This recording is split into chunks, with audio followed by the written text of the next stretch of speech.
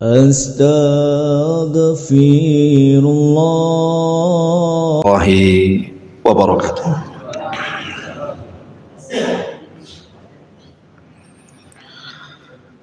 Alhamdulillah wassalatu wassalamu ala Rasulillah wa ala alihi wa sahbihi wa mawalah wa la hawla wa la quwata illa billahi wa ba'du. Kita lanjutkan kajian kita, masih membahas sirah al-Mustafa Rasulina Muhammadin sallallahu alaihi wasallam. Salawat dan salam kita hadiahkan kepada Rasul kita, Nabi besar Muhammad sallallahu alaihi wa ala alihi wasallam. Kita lanjutkan pembahasan di malam hari ini. Kita akan membahas tentang peperangan Nabi sallallahu alaihi wasallam, dan kita khususkan malam ini kita akan membahas Ghazwatu Badrin, perang Badar. Namun sebelumnya kita beri mukaddimah dulu. Kenapa Nabi sallallahu alaihi wasallam sampai melakukan peperangan? Padahal kita tahu bahwa Islam itu bukan tegak di atas perang, tetapi tegak di atas dakwah.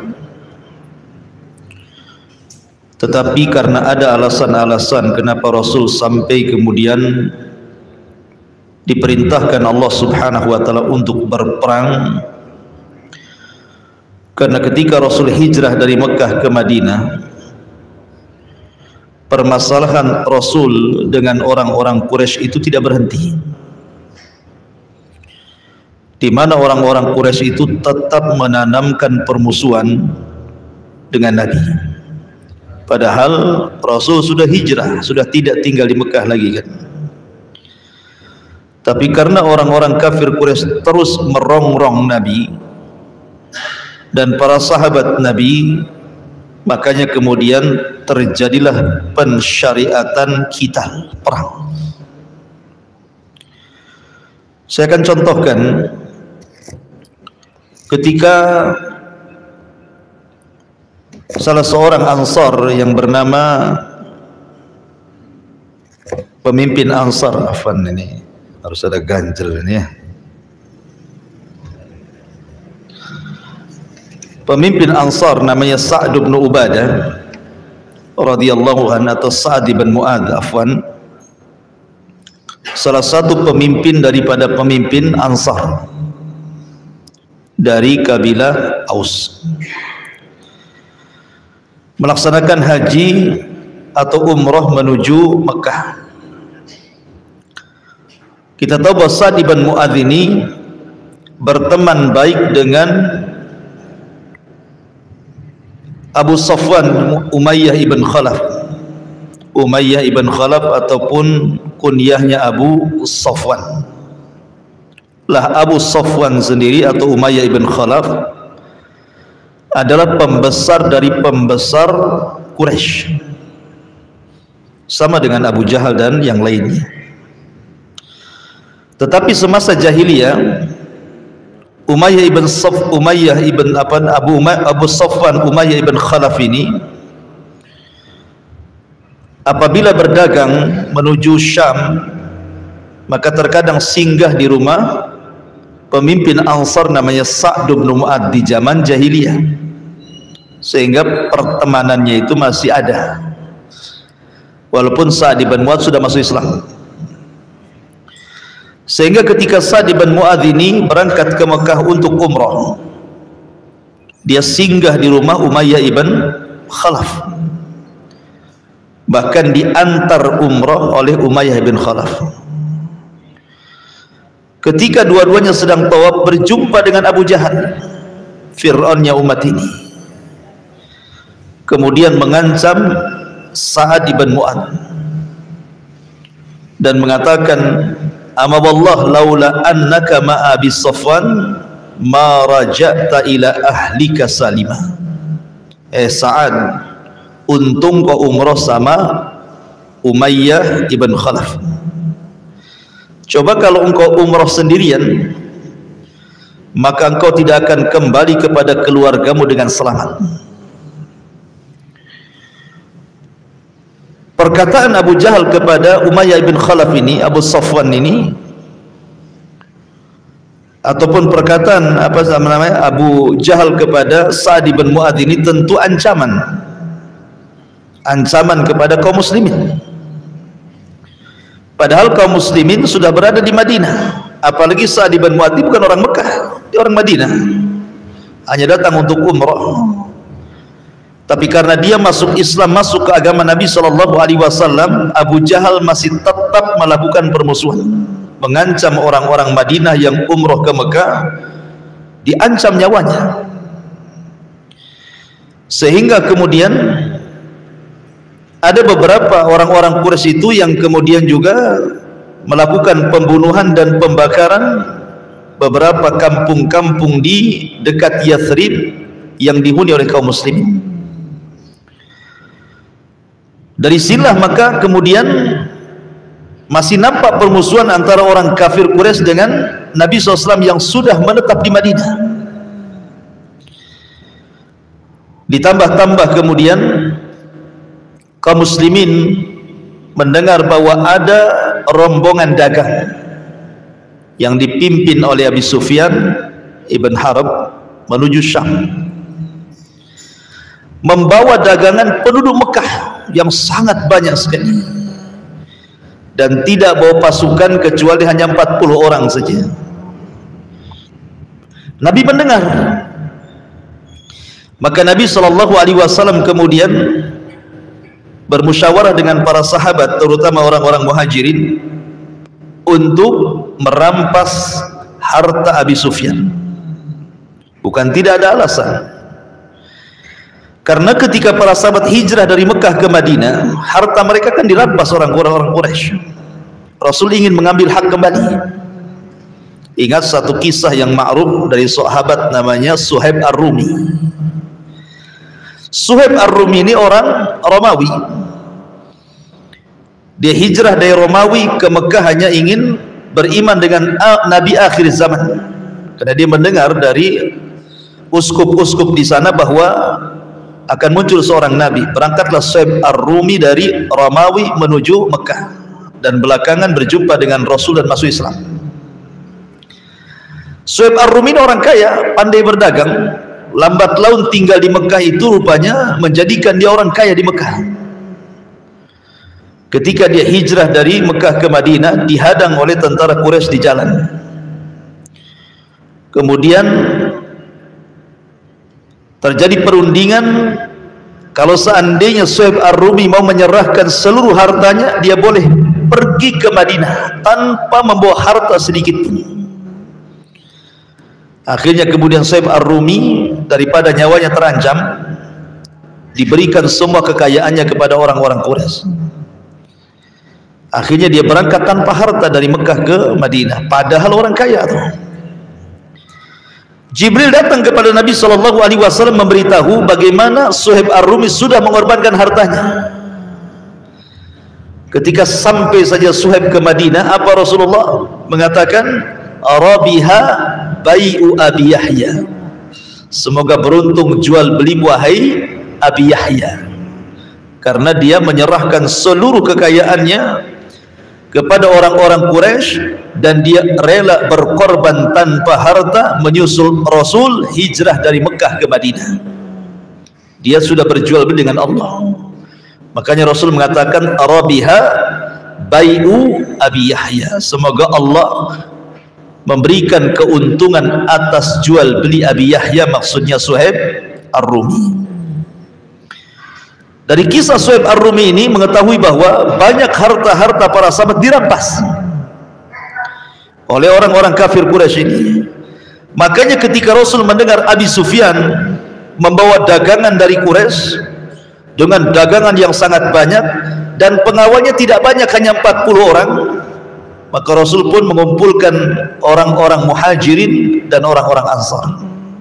Tujuannya untuk mengambil hak, merampas dagangan Abi Sufyan yang sudah diambil sebelumnya harta kaum muslimin oleh orang-orang kafir Quraisy. Inilah penyebab terjadi perang Badar. Penyebab kenapa sampai terjadi perang Badar karena ini.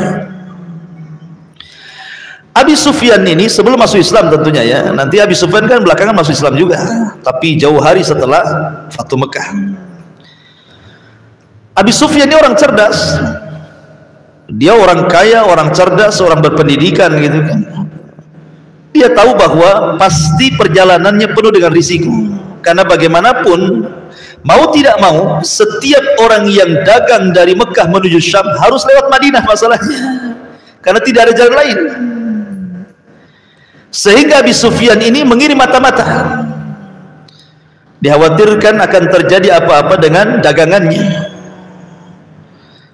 Lah mata-mata Abi Sufyan mendengar bahwa Nabi SAW bergerak dan pasukannya untuk menyerang dirinya dan mengambil hartanya. Jazakallahu khairan. Akhirnya kemudian Abi Sufyan ini langsung mengirim seorang laki-laki yang sangat cepat dalam berkuda, namanya Dhamdham. Dhamdham ini diutus oleh Abi Sufyan untuk berangkat ke Mekah memberitahu siapa? Abu Jahal, bahwa dia akan diserang oleh Rasul dan para sahabatnya. Maka ketika Abu Jahal mendengar bahwa Abi Sufyan akan diserang sementara harta-harta mereka dititipkan kepada Abi Sufyan untuk dijual belikan di Syam, marah Abu Jahal. Maka Abu Jahal akhirnya menggerakkan pasukan untuk berperang melawan Rasul. Bangkitlah 1000 pasukan dan 200 penunggang kuda dengan lengkap senjata-senjata mereka, bergerak dari Mekah menuju Yathrib ataupun Madinah. Di sisi lain Nabi SAW pun mengirim mata-mata, sama-sama mengirim mata-mata gitu. Mata-mata Nabi SAW atau jasus juga mendengar bahwa ada pergerakan dari Mekah, pasukan yang sangat besar, 1000 orang dengan 200 berkuda dan senjata lengkap. Sementara Nabi SAW ketika itu jumlahnya tidak banyak.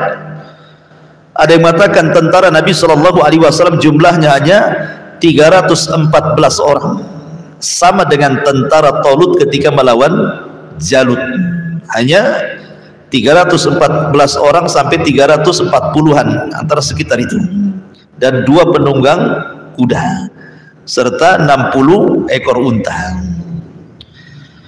Karena memang Rasul itu niatnya kan bukan untuk perang, niatnya hanya untuk mengambil hartanya Abi Sufyan sebagai timbal balik karena orang-orang Quraisy sudah mengambil hak kaum muslimin. Subhanallah, ketika mendengar pergerakan itu, maka Nabi SAW kemudian mengajak musyawarah orang-orang Muhajirin dan Ansar. Rupanya pasukan dalam perang Badar itu lebih banyak orang-orang Ansar dibandingkan orang-orang Muhajirin. Padahal yang punya kepentingan siapa? Muhajirin kan? Tapi karena solidaritas yang sangat kuat, justru orang Ansar lebih banyak pasukan yang ingin ikut perang dalam Badar dibandingkan orang-orang Muhajirin. Lihat bagaimana kekuatan persaudaraan orang-orang Ansar terhadap Muhajirin, luar biasa. Ma'asyiral muslimin yang dimuliakan Allah Azza wa Jalla. Kenapa Nabi SAW tidak membawa pasukan banyak? Karena sekali lagi niatnya bukan untuk perang, sehingga Rasul tidak mewajibkan para sahabat untuk ikut. Sementara orang-orang Mekah ini memang diwajibkan perang sama Abu Jahal kan itu ya.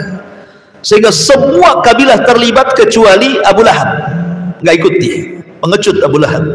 Tetapi dia menyewa preman-preman untuk menggantikan dirinya, dan kabilah Bani Adi tidak ikut, kabilahnya Umar bin Khattab radhiyallahu anhu. Tapi selain ini semua kabilah Quraisy ikut.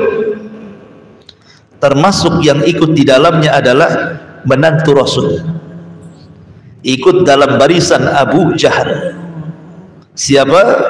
Abul As Ibnu Rabi, suami daripada Zainab putri Nabi SAW, ikut terlibat karena ketika itu masih kafir, dipaksa ikut perang, sehingga Zainab itu ketar-ketir namanya memerangi bapaknya. Yang satu dia melihat suaminya, sisi lain harus melihat ayahnya.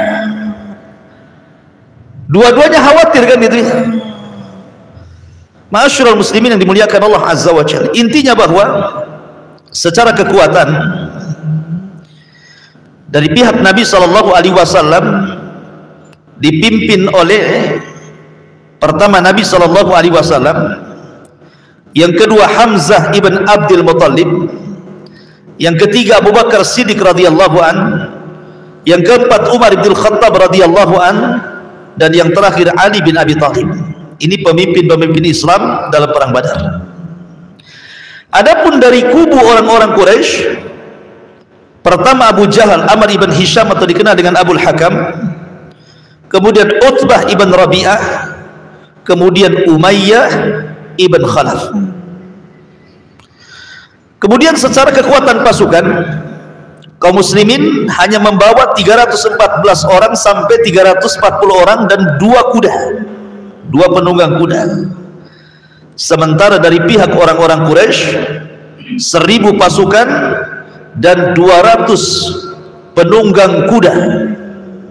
Tapi subhanallah, Allah subhanahu wa ta'ala memberikan kemenangan. Justru yang syahid dari kaum muslimin hanya 14 orang, tetapi yang mati konyol dari orang-orang kafir sebanyak 70 mati dan 70 tertawan. 70 mati dan 70 tertawan. Bagaimana kisah peperangannya? Ini yang menarik, kita akan kaji. Ma'asyiral muslimin yang dimuliakan Allah Azza wa Jalla, setelah kita tahu sebab kenapa terjadi peperangan, jadi sebabnya sekali lagi ingin mengambil harta Abi Sufyan, tetapi malah terjadi peperangan. Perang ini disebut Badar. Kenapa disebut Badar?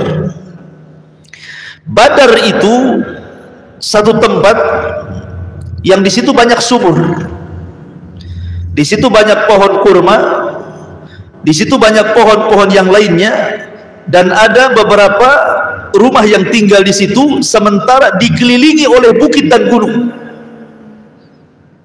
Ya mungkin semacam tempat istirahat lah. Kalau kita ini mungkin mau rekreasi gitu ya, tempat-tempat rekreasi kan, memang tempatnya nyaman gitu ya, karena di situ banyak sumur, sementara di sana kan memang susah air gitu ya. Di situ banyak pohon kurma, ada pohon-pohon lain, ada beberapa rumah dikelilingi bukit gitu kan. Dan itu memungkinkan kalau seandainya Rasul dan para sahabatnya berhasil mengepung Abi Sufyan, mereka tidak bisa kemana-mana karena dikelilingi bukit masalahnya. Tapi karena Abi Sufyan cerdas, dia kemudian rutenya dipalingkan tidak ke situ tetapi lewat ke pinggir lautan, makanya dia selamat, sehingga dagangan tidak sampai kemudian diambil oleh Rasul dan para sahabatnya. Yang ada kemudian datang pasukan dari Mekah yang dipimpin oleh Abu Jahal.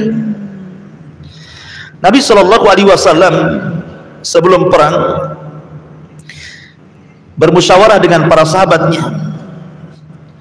Di antaranya adalah Nabi SAW meminta pendapat orang-orang Ansar, karena kalau orang Muhajirin itu kan tidak perlu diragukan lagi kesetiaannya kan. Mereka sudah lelah mengikuti Rasul, bagaimana hijrah mereka ke Habasyah, kemudian hijrah mereka ke Madinah. Kalau hanya diajak perang bagi mereka enteng, nggak perlu lagi kemudian diikat dengan perjanjian gitu ya. Tapi orang-orang Ansar kan berbeda dengan orang Muhajirin. Mereka tidak merasakan bagaimana peritnya permulaan dakwah Rasul di Mekah. Makanya Rasul meminta pendapat mereka, bagaimana menurut mereka tentang perang ini, dilanjut atau tidak. Lah Nabi SAW ketika itu meminta pendapat para sahabat. Berdirilah Abu Bakar Siddiq radhiyallahu anhu. Intinya Abu Bakar Siddiq ikut saja kemauan Nabi. Kalau Nabi SAW ingin perang. Kalau Nabi SAW ingin pulang ke Madinah, balik lagi ke Madinah. Tapi Nabi SAW terus meminta pandangan orang-orang Ansar. Belum ada yang bangkit masalahnya. Sementara orang-orang Muhajirin, Abu Bakar sudah berikan pandangannya, kemudian sahabat yang lain berikan pandangannya, dan semua mengikuti Nabi. Tetapi kemudian dari Ansar bangkitlah pemimpin mereka, Sa'd bin Mu'adz. Kemudian mengatakan, kayaknya wahai Rasul, engkau menginginkan kami. Kata Sa'd bin Mu'adz, kami mengikuti saranmu. Seandainya kita harus melewati sebuah lautan untuk bertempur, asal bersamamu kami siap menyeberanginya. Maka melihat Rasul semangatnya orang-orang Ansar, semangatlah Nabi SAW. Memang harus berperang. Maka di malam hari ketika terjadi peperangan, subhanallah, Allah Subhanahu wa taala menjelaskan ketika itu yang namanya orang tidak pernah perang, ikhwan, wajar. Ada ketakutan dari kaum muslimin kan. Namanya tidak pernah perang, dan ini perang perdana. Sehingga ada manusiawi, mereka ada sedikit ketakutan. Dan itu digambarkan dalam Al-Qur'anul Karim surah Al-Anfal. Kama akhrajaka rabbuka min baitika bil haqq wa inna fariqan minal mu'minina lakarihun. Yujadilunaka fil haqqi ba'dama tabayyana ka'annama yusaquna ilal mauti wa hum yanzurun. Wa idh ya'idukumullahu ihdat ta'ifataini annaha lakum wa tawadduna anna ghaira dhati syaukati takunu lakum wa yuridullahu an yuhiqqal haqqa bi kalimatihi wa yaqta'a dabiral kafirin liyuhiqqal haqqa wa yubtilal batila walau karihal mujrimun. Sebagaimana Tuhanmu menyuruhmu wahai Muhammad, pergi dari rumahmu dengan kebenaran. Maksudnya sebagaimana Allah menyuruhmu untuk hijrah dari Mekah ke Madinah. Meskipun sesungguhnya sebagian dari orang-orang yang beriman itu tidak menyukai hijrah itu. Mereka membantahmu wahai Muhammad tentang kebenaran setelah nyata bahwa mereka pasti menang. Seakan-akan mereka dihalau kepada kematian, sedangkan mereka melihat sebab kematian itu. Karena mereka tidak nyangka akan perang kan.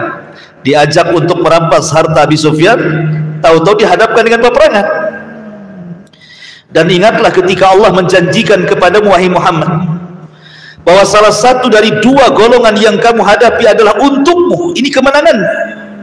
Sedang kamu menginginkan bahwa yang tidak mempunyai kekuatan, senjatalah untukmu.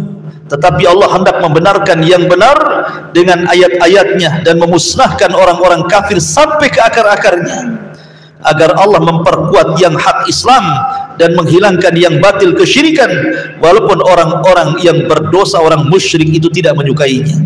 Ayat ini menggambarkan ada sedikit ketakutan para sahabat, seolah-olah Pak digiring kepada kematian. Ini kami jumlah cuma 314, yang dihadapi 1000 orang.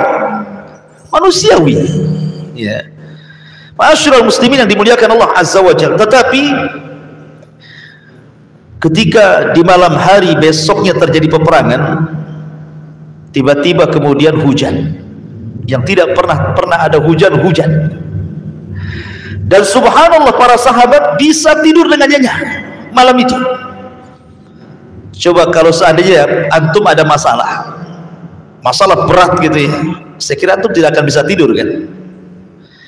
Tetapi Allah Subhanahu wa taala buat mereka tidur dengan nyenyak, seolah-olah mereka ditenangkan hatinya, dan besok bangun itu sudah segar gitu ya. Tetapi Nabi SAW malam itu tidak tidur. Nabi SAW bersama Abu Bakar Siddiq radhiyallahu anhu berdoa kepada Allah Subhanahu wa taala, yang doanya ma'ruf. Salah satu penggalan doa Rasul, Allahumma in tahlik hadhil isabah al-yawma la tu'bad abada. Ya Rabb, kalau kau hancurkan kelompok yang sedikit 314 orang ini dengan jumlah musuh 1000 lebih, engkau tidak akan ada lagi yang menyembah di permukaan bumi ini. Allahumma in syi'ta lam tu'bad ba'dal yaum abada. Dalam riwayat, ya Allah, kalau engkau mau, kau tidak akan disembah lagi setelah hari ini, kalau kau hancurkan kelompok kami yang sedikit ini. Tiba-tiba kemudian Nabi SAW diperlihatkan 1000 malaikat malam itu turun dari langit, dipimpin Jibril, dan itu disebutkan dalam surah Al-Anfal. Allah Subhanahu wa ta'ala berfirman, "Id tastaghitsuna rabbakum fastajaba lakum anni mumiddukum bi alfin minal malaikati murdifin." Ingatlah ketika kamu memohon pertolongan kepada Tuhan, wahai Muhammad, lalu Allah ijabah pertolonganmu. Sesungguhnya aku akan mendatangkan bala bantuan kepadamu dengan 1000 malaikat yang datang berturut-turut. Jadi malam itu Rasul diperlihatkan Jibril turun dan 1000 malaikat. Kemudian Rasul mengatakan kepada Abu Bakar, "Absyir ya Abu Bakar, berbahagialah Abu Bakar, kita akan menang perang." Apakah Allah Subhanahu wa ta'ala akan mengirim 1000 malaikat saja? Ternyata tidak. Perhatikan dalam surah Al-Imran. Surah Al-Imran, Allah Subhanahu wa ta'ala berfirman, "Id taqulu lil mu'minin alan yakfiyakum an yumiddakum rabbukum bi salasati alafin minal malaikati munzalin." Ingatlah ketika engkau Muhammad mengatakan kepada orang-orang yang beriman, apakah tidak cukup bagi kalian bahwa Allah membantu kalian dengan 3000 malaikat yang turun dari langit? Dalam surah Al-Anfal 1000, sekarang dalam surah Al-Imran 3000. Kemudian di ayat selanjutnya, "Bala in tasbiru wa tattaqu wa ya'tukum min fawrihim hadha yumdidkum rabbukum bi 5,000 minal malaikati musawwimin." Ya, cukup jika kamu bersabar dan bertakwa ketika mereka datang menyerang kamu dengan tiba-tiba, niscaya Allah akan menolongmu dengan 5.000 malaikat memakai tanda. Berarti di sini ada tiga ayat. Pertama 1000 malaikat, yang kedua 3000 malaikat, yang terakhir 5000 malaikat. Bagaimana cara menggabungkannya? Malam itu Allah turunkan 1000 malaikat. Di awal peperangan Allah tambah 2000 menjadi 3000 malaikat. Di tengah-tengah peperangan Allah tambah lagi 2000 menjadi 5000 malaikat. Jadi jumlah malaikat yang menolong Rasul di perang Badar itu semuanya 5000. Dipimpin langsung oleh pemimpin malaikat Jibril, membawa kuda yang bernama Haizum. Kudanya Jibril itu namanya Haizum. Makanya dalam peperangan itu Jibril mengatakan, "Kaidum Haizum, Kaidum Haizum," begitu ya. Berlalilah wahai Haizum, berlalilah wahai Haizum. Subhanallah, kalau sudah perang dibantu oleh malaikat, mana bisa menang? Jibril lagi, jangankan mereka, negeri Sodom dihancurkan oleh Jibril dengan satu sayap, tinggal dicongkel saja negerinya, kemudian ditarik ke langit, dihujani meteor, kemudian ditumpahkan lagi ke bumi dan sekarang jadi laut mati. Itu satu Jibril saja ya. Mana bisa mengalahkan perang dengan 1000 malaikat dipimpin pula sama Jibril? Awalnya kaum muslimin sudah ketakutan kan? Kenapa? 315, 314 atau sampai 340 melawan 1000 lebih. Tapi ketika mendengar ada kabar gembira mereka akan dibantu malaikat, semangat kaum muslimin. Apalagi malam itu diberikan mukjizat, mereka bisa tidur dengan pulas. Ma'asyiral muslimin yang dimuliakan Allah Subhanahu wa ta'ala, intinya bahwa ketika betul-betul kemudian Nabi SAW memilih tempat dekat sumur dan menguasai sumur, itulah menangnya Rasul karena menguasai sumur. Mereka bermarkas di dekat sumur, sementara orang-orang Quraisy itu mereka jauh dari sumur. Kalau seandainya mereka kehabisan air, kehausan mereka kan. Dan itu strategis Nabi SAW, saran dari seorang Ansar. Ketika pasukan sudah berhadap-hadapan, ikhwan, biasa perang dulu kan beda dengan perang sekarang. Kalau perang sekarang ini pelurunya kemana, orang yang nembaknya di mana. Kadang-kadang dari kantor saja ya nerbangkan drone gitu ya. Dulu, kalau dulu hadap-hadapan, sekarang nggak jelas musuhnya mana, sehingga nampak keberaniannya. Mereka hadap-hadapan, pedang dengan pedang, panah dengan panah, tombak dengan tombak, menunjukkan itu keberanian luar biasa gitu ya. Lah kebiasaan perang zaman dulu itu ada istilah mubarozah. Jadi ketika berhadapan musuh tidak langsung main serang, tidak. Mereka ada adat yang disebut dengan mubarozah. Mubarozah itu artinya sebelum perang, mana jagoanmu, keluarkan. Nih jagoanku. Nanti sesama jagoan ini kelahi sampai mati. Baru setelah itu perang besar.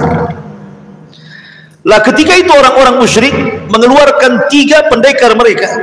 Yang pertama Utbah, yang kedua Syaibah, dan yang ketiga Al-Walid ibn Utbah. Ini pendekar-pendekarnya orang-orang kafir Quraisy. Kemudian dari pihak kaum muslimin, Rasul keluarkan pertama Ubaidah ibn Haris, yang kedua Hamzah Asadullah, dan yang ketiga Ali bin Abi Thalib radhiyallahu anhu.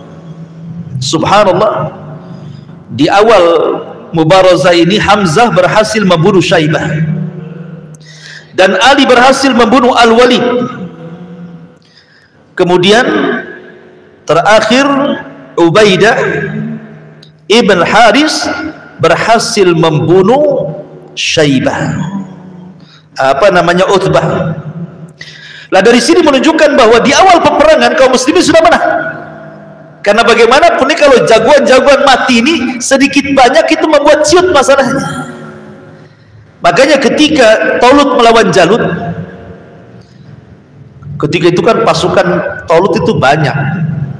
Cuman karena tidak sukses ujian ketika melewati sungai, kata Talut, jangan minum banyak-banyak, kecuali hanya 1 telapak tangan saja.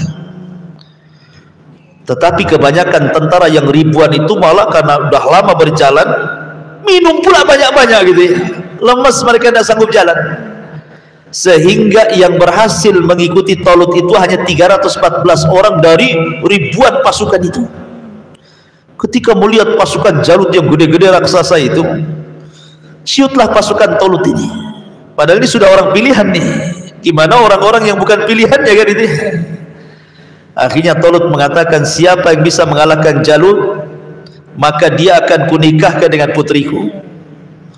Mikir juga gitu. Ya kalau menang, kalau kalah bukannya nikah, matilah kan gitu. Akhirnya kemudian dikasih lagi hadiah yang lain. Bukan hanya kunikahkan dengan putriku, kata Talut, tetapi dia berhak mewarisi tahtaku. Tetap tidak ada yang mau juga. Rupanya ada anak muda yang paling kecil namanya Daud, yang belakangan akan jadi nabi. Nabi Daud paling kecil di dalam tentara Talut itu. Dia orang miskin, kerjanya gembala kambing, tapi dia punya keahlian melempar serigala dengan batu. Dan kalau dia sudah melempar serigala dengan batu, mesti mati serigala itu. Itulah keahlian Nabi Daud. Akhirnya kemudian Daud langsung berdiri itu, saya siap menghadapi Jalut. Di tangannya ada batu yang biasa dilempar untuk serigala yang suka ganggu kambingnya itu. Jadi ketika berhadap-hadapan, Daud hanya lempar batu saja, cetar kena kepalanya, mati Jalut. Belum bertarung belum ada, Daud sudah melempar batunya, kena kepalanya, mati. Ketika Jalut mati ini, ciut tentara Jalut ini. Padahal tentara Talut tidak banyak. Mungkin karena melihat gimana anak kecil bisa mengalahkan jagoan yang paling ditakuti Jalut, gimana pasukan yang lainnya, kan mungkin pikirnya seperti itu kan. Makanya kemudian Allah menangkan tentara Talut dan berhasil mengalahkan Jalut hanya dengan membawa 314 orang saja. Kam min fi'atin qalilatin khalabat fi'atan katsiratan biidznillah. Berapa banyak kelompok kecil mengalahkan kelompok besar, semua karena izin dari Allah Subhanahu wa taala. Lah kembali ke perang Badar. Perang Badar pun sama. Tentara kaum muslimin hanya 300 lebih. Tentara orang kafir lengkap dengan senjata, lengkap dengan pasukan kuda, lengkap dengan pasukan jalan, dan jumlah mereka 1000 lebih. Tapi kemenangan di tangan Allah. Pada awalnya kaum muslimin ciut. Tetapi ketika peperangan datang malaikat, oh, tumbuh keberaniannya. Sampai-sampai Abi Sufyan yang berhasil lari dari peperangan itu, lari ke Mekah, berjumpa dengan Abu Lahab. Dikiranya Abu Sufyan membawa berita kemenangan. Rupanya Abi Sufyan membawa berita kesedihan. Ceritalah Abi Sufyan kepada Abu Lahab dan mengatakan, ya Abu Lahab, tentara kita morat-marit, tunggang langgang, banyak yang mati. Kata Abu Lahab, ada apa? Kok bisa? Aku tidak tahu, aku melihat ada pasukan yang sangat banyak menunggang kuda putih. Sekali berteriak, kami sudah tunggang langgang gak karu-karuan. Mungkin bahasanya pedang pun belum dicabut, kepala sudah melayang. Gitu ya. Lah, di samping Abu Lahab itu ada budaknya Fadl ibn Abbas. Dia sudah masuk Islam tapi menyembunyikan keislamannya. Tiba-tiba saking menangnya keceplosan. Oh, itu adalah malaikat yang membantu kaum muslimin. Marah Abu Lahab, ditempelengnya budak Abbas itu. Budak Abbas ditempelengnya, akhirnya ngadu sama majikannya. Datanglah Ummu Abbas ini, bawa kayu, dipantung kepalanya Abu Lahab. Kok sudah mukul budakku, katanya. Ada yang mengatakan sebab pentungannya itu dia sakit kemudian mati gara-gara pentungan itu, Abu Lahab itu. Wallahu a'lam. Ya. Masyaallah muslimin yang dimuliakan. Tapi persaksian Abi Sufyan, Abu Sufyan melihat malaikat-malaikat penunggang kuda dengan lengkap persenjataan mereka, menunjukkan bahwa Allah meridai peperangan ini. Makanya Allah kirimkan bala bantuan malaikat yang banyak melebihi jumlah orang-orang kafir. 5.000 malaikat plus 314 orang melawan 1.000 lebih, kan itu. Awalnya 1.000 melawan 300 lebih, sekarang terbalik gitu ya. Masyaallah muslimin yang dimuliakan Allah Azza wa Jalla. Sebenarnya peperangan ini adalah pembuktian doa laknat Nabi SAW kepada pembesar-pembesar Quraisy. Karena begini, ada satu kisah ketika Rasul masih di Mekah, belum hijrah. Nabi SAW biasa sholat di depan Ka'bah. Kemudian Abu Jahal datang. Di tengah-tengah anak-anak muda Quraisy yang sedang duduk-duduk di sekitar Ka'bah. Abu Jahal pun sesumbar dan mengatakan, siapa yang mampu meletakkan salah jazur. Salah jazur itu kotoran unta. Jadi kalau unta baru disembelih, kemudian dikeluarkan jeruannya, itu disebut salah jazur. Usus-usus itu disebut salah jazur. Siapa yang bisa meletakkan salah jazur, kotoran unta itu, di pundak si Muhammad, maka aku akan berikan ini dan itu. Bangkitlah Uqbah bin Abi Mu'aid. Uqbah bin Abi Mu'aid ini majikannya Abdullah bin Mas'ud. Abdullah bin Mas'ud itu bekerja kepada Uqbah bin Abi Mu'aid. Sebenarnya Uqbah bin Abi Mu'aid ini orang yang menggandrungi Nabi sebenarnya. Dia memang tidak masuk Islam. Cuman Uqbah ini seorang penyair. Ketika mendengar Al-Quran dia suka, tapi tidak mau masuk Islam. Sampai dia suka dengan Quran, disangkanya syair. Karena kan Rasul membaca Quran itu disangka syair oleh orang itu. Kok bahasanya tinggi sekali gitu ya. Sehingga Uqbah itu tertarik. Akhirnya mengidolakan Nabi SAW, tapi tidak mau masuk Islam. Hanya mengidolakan saja. Sama lah orang sekarang mengidolakan petinju, mengidolakan pemain bola walaupun orang kafir gitu ya. Jadi dia ingin menghormati Nabi. Dibuatlah makanan di rumahnya, kemudian Rasul diundang. Datang Rasul. Maunya Uqbah itu menjamu Rasul supaya makan, supaya terkesan gitu ya. Rupanya Rasul tidak mau makan, minum pun tak mau. Dan itu aib seorang tamu tidak mau makan, tidak mau minum, malu tuan rumah itu kan. Sehingga bertanya, wahai Muhammad, kenapa kau tidak mau makan, tidak mau minum? Ini makanan enak, minuman enak, kami hendak memuliakan dirimu. Tapi Rasul mengatakan, tidak wahai Uqbah, engkau seorang musyrik. Kalau makananmu ingin ku makan, bersyahadatlah, nanti ku makan semua. Pada awalnya Uqbah bin Abi Mu'aid nggak mau, tapi karena terpaksa supaya Rasul mau makan, akhirnya dia bersyahadat. Asyhadu an la ilaha illallah wa asyhadu anna Muhammadar Rasulullah. Bukan ingin masuk Islam, tidak, hanya ingin supaya Rasul makan gitu saja. Akhirnya Rasul makan, ada masuk Islam dia. Dia tidak paham konsekuensi dari dua kalimat syahadat di Uqbah ini. Kedengaran sama kawan CS-nya namanya Umayyah ibn Khalaf. Datang Umayyah ibn Khalaf dan mengatakan, ya Uqbah, engkau bukan golongan kami karena engkau sudah mengucapkan syahadat. Kata Uqbah, ya Umayyah, aku mengucap syahadat bukan karena ingin masuk kepada agama Muhammad, tidak. Kemudian diceritakan kronologisnya. Tapi Umayyah mengatakan, aku nggak percaya. Yang jelas kita sudah tidak ada hubungan, jangan pernah gabung bersama kami. Lihat bagaimana teman teman yang jahat ini. Hati-hati kalau berkawan itu. Akhirnya kemudian kata Uqbah, lalu bagaimana caranya biar aku bisa ikut geng kamu lagi? Kata Umayyah, kalau engkau ingin diakui geng kita, kau harus menghina dan merendahkan Muhammad. Kembali ke kisah Abu Jahal. Makanya ketika Abu Jahal mengatakan, siapa yang bisa meletakkan salah jazur di pundak si Muhammad, aku akan berikan yang itu. Di sini ada kesempatan Uqbah bin Abi Mu'aid ingin menghina Rasul supaya Umayyah ibn Khalaf mengakui lagi sebagai kawannya. Ini kawan ini kayak gitu. Sahibus kawan yang jelek ini kadang-kadang seperti ini. Orang sudah dapat hidayah ditarik lagi kepada kekufuran. Dicarinya sama dia usus-usus unta yang baru disembelihkan masih berdarah-darah tuh. Dapat pula dia.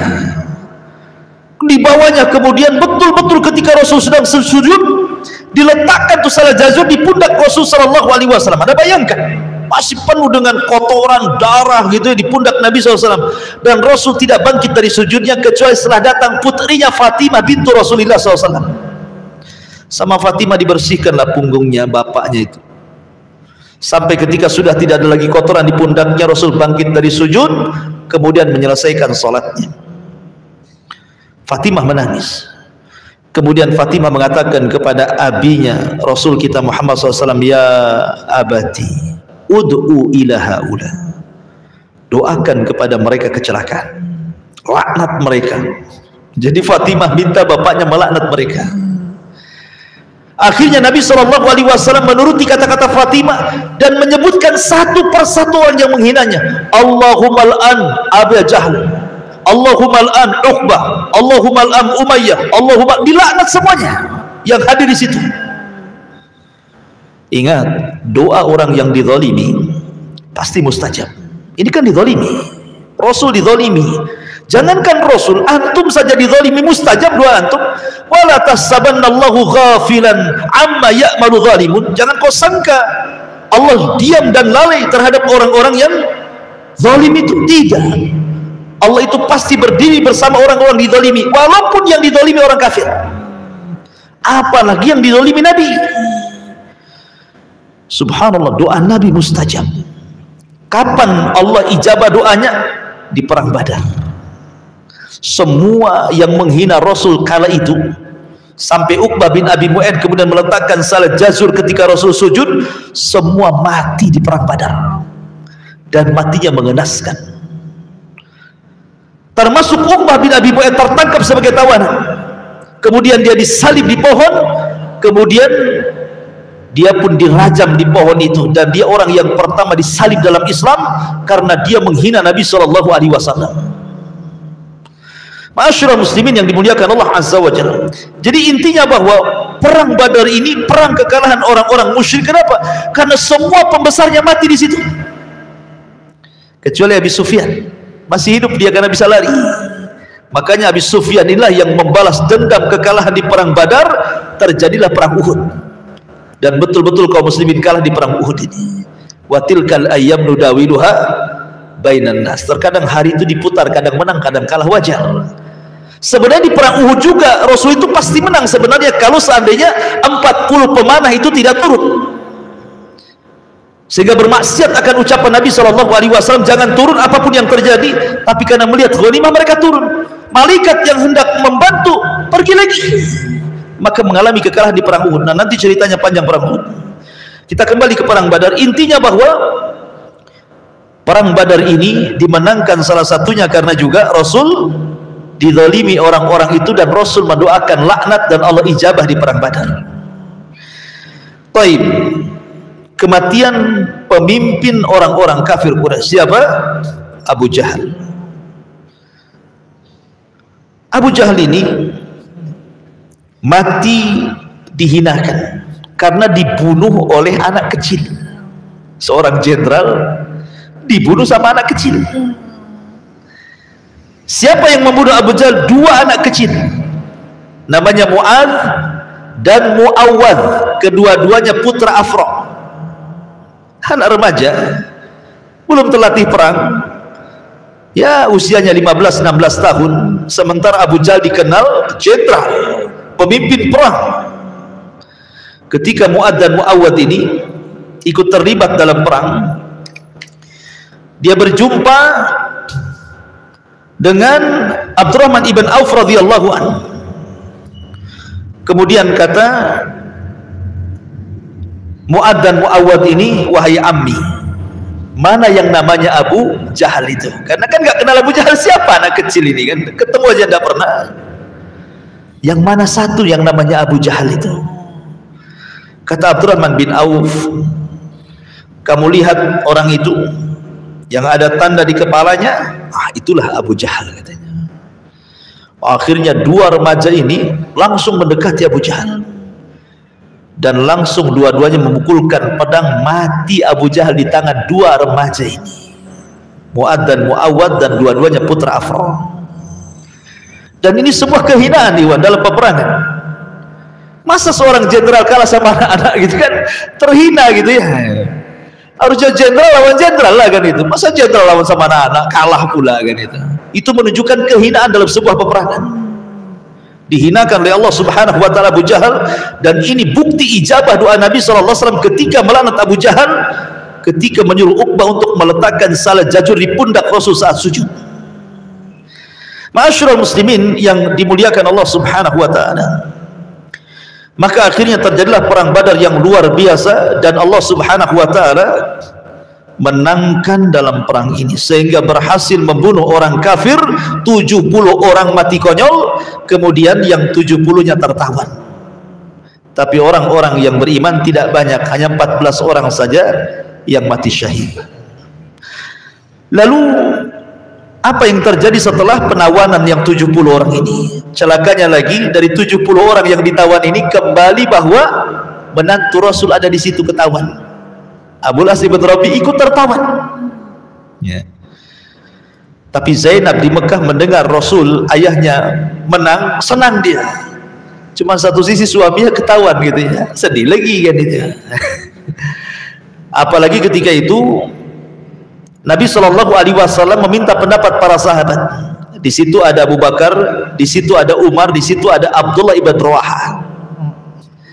Bagaimana cara memperlakukan kita dengan tawanan ini?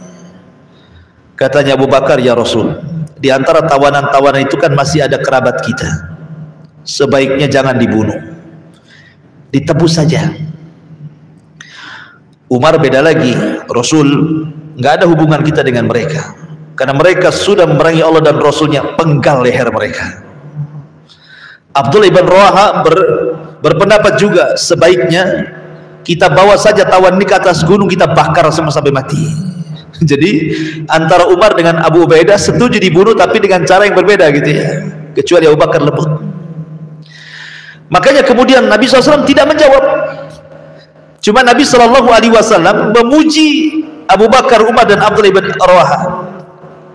Apa kata Nabi SAW kepada Abu Bakar? Adapun engkau wahai Abu Bakar, engkau seperti Nabi Ibrahim,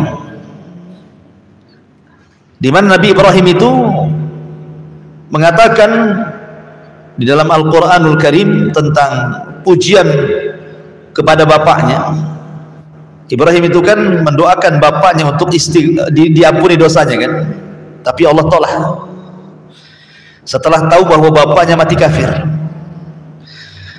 Artinya bahwa Ibrahim itu ada kelembutan untuk memaafkan kan. Makanya kemudian Rasul mengatakan, Abu Bakar, engkau seperti Ibrahim.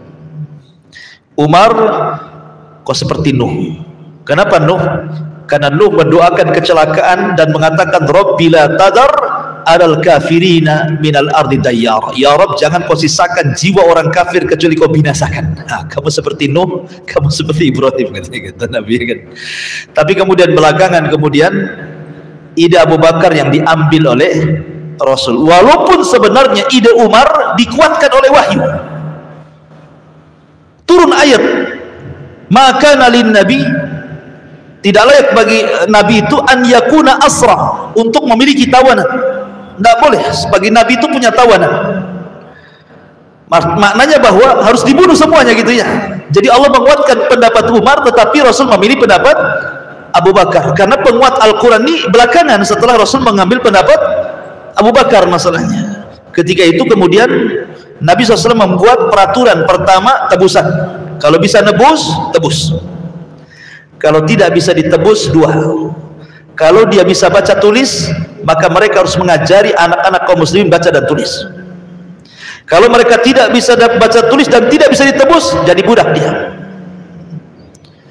Maka berbondong-bondonglah dari Mekah itu bawa tebusan. Masalahnya Zainab bukan orang kaya, sementara Abul As ibn Rabi sendiri tidak ada yang membantu dari Quraisy, karena tahu bahwa istrinya adalah anak Rasul. Akhirnya Zainab hanya bisa pasrah, tapi dia melihat kalung yang dihadiahkan oleh Khadijah saat pernikahan dia dengan Abil As, dia titip kepada adiknya, kalung itu tolong sampaikan kepada bapakku, maksudnya Rasulullah, aku hanya bisa menebus suamiku dengan ini. Berangkat adiknya Abul As ibn Rabi ke Madinah, kemudian menemui sahabat dan mengatakan, sampaikan kepada Rasul, ini tebusan untuk Abul As ibn Rabi.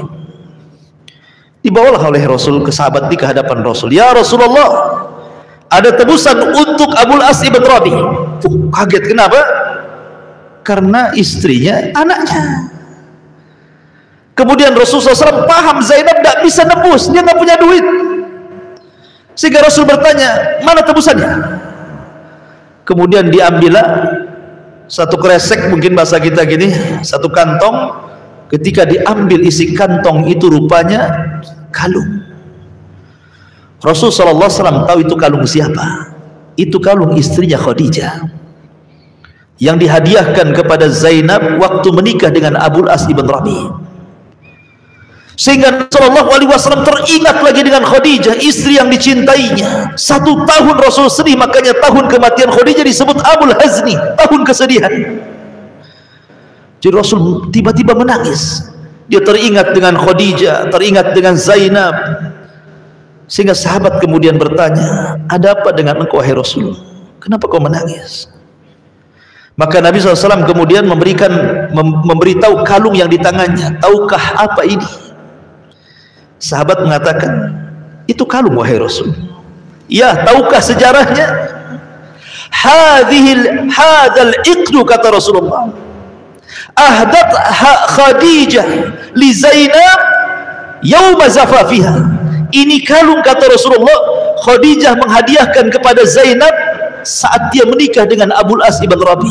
In syi'tum, kata Rasul, kalau kalian mau, saya tidak memaksa kalian, kalau kalian mau, kembalikan kalung ini kepada Khadijah, lepaskan suaminya kalau kalian mau. Rasul tidak memaksa para sahabat, tapi kalau enggak mau ya enggak usah dilepaskan. Kalau memang seimbang tebusannya, kembalikan. Kalau tidak seimbang, minta tambah. Tapi tentu tidak mungkin para sahabat tega dengan anaknya Rasul, kan begitu. Maka sahabat mengatakan, terserah anda wahai Rasul. Akhirnya kemudian kalung itu dikembalikan kepada adiknya Abul As untuk dikembalikan kepada Zainab. Syaratnya 1, Abul As ibn Rabi dibebaskan, tetapi sesampainya di Mekah Zainab harus dipulangkan ke Madinah, karena ketika itu turun ayat haramnya seorang musyrik menikah dengan wanita muslimah. Akhirnya Abul As pulang. Ketika itu Zainab sedang mengandung, kemudian dihantar siang bolong. Harusnya malam-malam dihantar itu, karena siang-siang mencolok muka, datang pasukan orang-orang Quraisy menghadang Zainab, ketakutan, keguguran. Kemudian balik lagi, baru malam harinya diantarkan. Sebab itulah Zainab sering sakit-sakitan. Ya. Rupanya Abul As ibn Rabi ini tertangkap 2 kali. Setelah kalah di Badar, kemudian dia berniaga ke Syam, pulangnya ketangkap lagi oleh kaum muslimin. Ketika ketangkap itulah Zainab melindungi.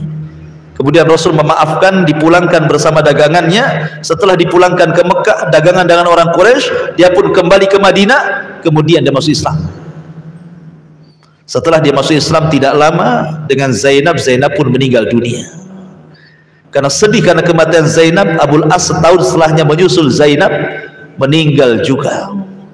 Dan dua-duanya percontohan suami istri yang sangat mencintai dua-duanya, sampai di masa kafir, sampai di masa Islam.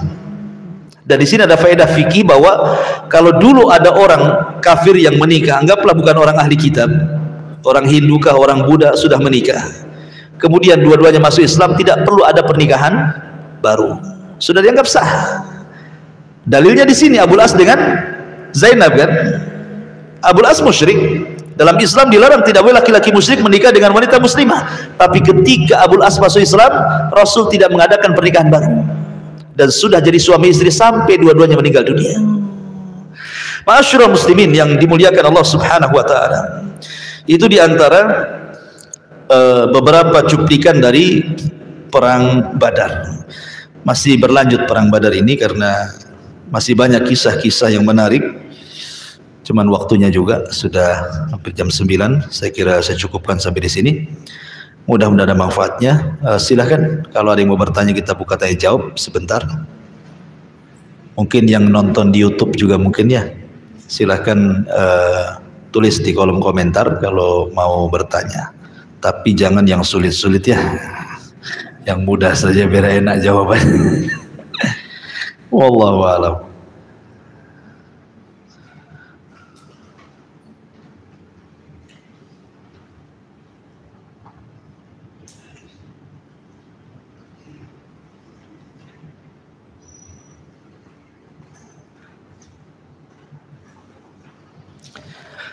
Baik, karena nggak ada pertanyaan, di kolom komentar pun tak ada, biasa muncul ya. Kita tutup saja. Subhanallah bihamdika, asyhadu an la ilaha illa anta astaghfiruka wa atubu ilaik. Allahu ta'ala. Assalamualaikum warahmatullahi wabarakatuh.